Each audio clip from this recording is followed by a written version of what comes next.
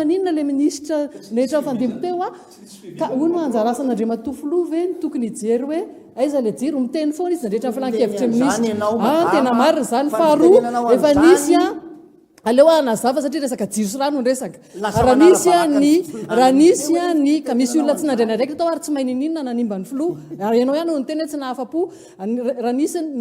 nisy ny panneau solaire 50 mégawatt petraka fotsiny tao heritaona sy tapany inona natao iza nahazo vola iza nahazo tsolotra avatsy averoa ibloquena le tetikasa zany rehetrarehetra zany misy zavatra tsy lamy zay aloha za samy teny an'izany za manokana ary za moa fa fantatrareo fa za rehefa zavatra tsy mety dia tsoroko eny na fa tsy rarahako zay faly sy tsy faly any ohatrany tamin'ny raharaha ny boina 777 nisy ministra tao nahazo tombontsoa manokana avy amin'ny reo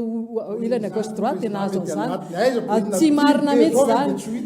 ianao ve raha ohatra ka mandeha manao immatriculation ny tomobilinao zao immatriculenao dia ho fantatry ny président Zafiany Bery zany tiako tenena zany dia hoe raha toa ka nipetraka tsara ary nandeha araka dalana avokoa ny zavatra rehetra ary accéléré fantatrareo ve fa efa misy ny tetikasan'ny banky iraisam-pirenena mamatsy volan'ny jirama amin'ny alalan'ny fanarenana mandraka sy andekaleka izay efa tokony mandeha amin'ny titony ity fa zany rehetra zany dia hitsahatra avokoa raha mbola mitoy zao tsy fanarahan-dalàna zao satria mangataka zay roa taona